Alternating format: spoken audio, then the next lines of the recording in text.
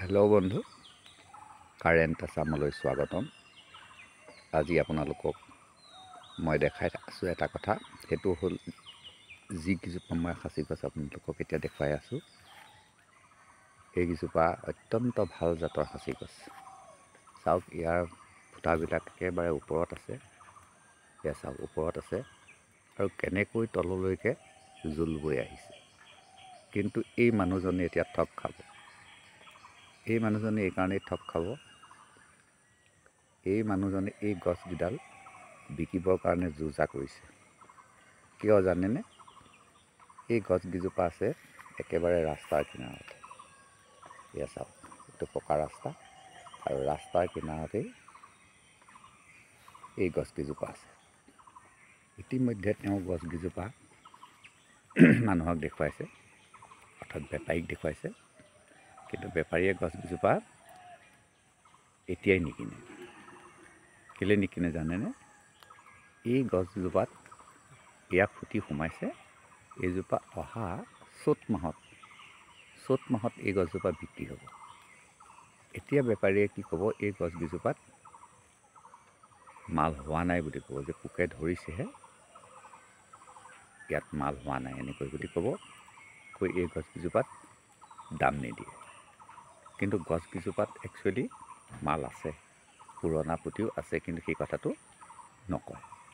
এতিয়া কি কৰিব? তেওঁলোকৰ মাজত এটা একতা আছে। তেওঁলোকৰ যি ঘৰত গৈ তেওঁলোকৰ ককাই ভাইৰ মাজতেই কামবিলাক চলি থাকে। বেলেগ পাৰ্টি আকৌ আহিব, আকৌ আহি ক'ব যে নাই, এইকেইজোপাত মাল কাটিব পৰা হোৱা নাই। এনেকৈ গৈ গৈ তেওঁলোকে লাহেকৈ মাঘ ফাগুন মাহত ক'ব যে এইকেইজোপাত ইমান টকাহে দিব পাৰিম, মানে ভাল দাম এটাই দিব, যে এই 3জোপা গছত আপোনাক 50,000 টকা দিব পাৰিম। আৰু পিছত তেওঁলোকৰে কোনোবা এটা দুজন লগ লাগি আহি ক'বহি যে নাই, আপোনাৰ এই গছকেইজোপাত কাটিব পৰা হোৱা নাই, মাল নাই, চব নতুন মাল, নহ'ব কাটিব পৰা। গতিকে তেওঁলোকে কি কৰিব? ডাউন কৰি থৈ যাব।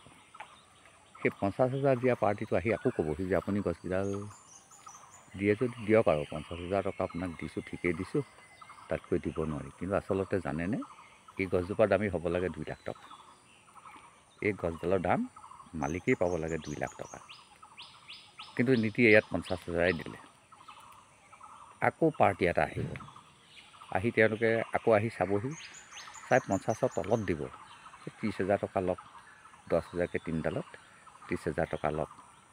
এনেকৈ তেওঁলোকে খেলি থাকিব, আৰু খেলি ইফালে এই মানুহজনে দেখিব যে বাটৰ কিনাৰৰ গছ, মোৰ গছকেইডাল কেতিয়াবা কোনোবাই লৈ যাব। আৰু হয়ো, সেইটো ধাৰণা ময়ো কৰিম, কাৰণ একেবাৰে বাটৰ কিনাৰত আছে আৰু মানুহজনৰ ঘৰ আঁতৰত, তেওঁ চাই থাকিব নোৱাৰে। গতিকে তেওঁ ভাবিব যে মই এই ডাঙৰ গছ 3ডাল দি দিওঁ, কাৰণ তেওঁ যোৱা বছৰো তেনেকৈ দিছে বা আগতো দিছে, তেওঁ গছবিলাক তেনেকৈয়ে দি থাকে। এতিয়া আপুনি কাষতে এই যে পুলিটো দেখি আছে, সেইটো চক মই ওচৰৰ পৰা দেখুৱাইছোঁ। এই পুলিটো, এই যে সৰু সৰু পুলিকেইটা দেখিছে, এইকেইটা এই মূঢ়াটোৰ পৰা গজিছে। সেইটো তেওঁ বিক্ৰী কৰি দিলে, বিক্ৰী কৰি দিয়াৰ পিছত সেই মূঢ়াটোৰ পৰা এইকেইটা পুলি গজিছে। এই পুলিকেইটা এইটো মূঢ়াৰ পৰা গজিছে। ঠিক তেনেকৈ তেওঁ এই গছকেইডালো বিক্ৰী কৰি দিব, তেওঁ সেই 4 আঙুলমান ওপৰত বিক্ৰী কৰি দিব। সেইটো প্ৰচেছ তেখেতক ময়ে শিকাই থৈছোঁ, যে আপুনি গছডাল একেবাৰে গুৰিত নিবিকিব। গতিকে তেওঁ 4 আঙুল বা 5 আঙুল ওপৰত ৰখাই পেলাইনি গছকেইডাল খুব ধুনীয়াকৈ বিক্ৰী কৰি দিব। আৰু মানুহজনৰ উপায় নাই। গছডালত একচুৱেলি এইজোপা গছ যদি নিজৰ ঘৰৰ বাৰীত থাকিলেহেঁতেন, তেতিয়াহ'লে 2 লাখ, 2.5 লাখ টকা বা 3 লাখ টকা মানুহজনে পালেহেঁতেন। গতিকে আপোনাকো মই কওঁ যে আপুনি ভাল জাতৰ ভাল পুলি সংগ্ৰহ কৰি এনেকুৱা জেগাত ৰুৱক, যাতে আপোনাৰ গছজোপা মালামাল হৈ গ'লেও আপুনি ৰাখি থ'ব পাৰে। মানে যিজোপা আপুনি ৰাতি শুই থাকোঁতেও দেখি থাকিব, তেনেকুৱা জেগাত ৰুৱক। যদি আপুনি আঁতৰত ৰুই থয়, বেলেগ বাৰী এখনত ৰুই থয়, সঁচাকৈ আপোনাৰ গছজোপা কিবা বিঘিনি ঘটিত চুৰি হৈ যাব পাৰে।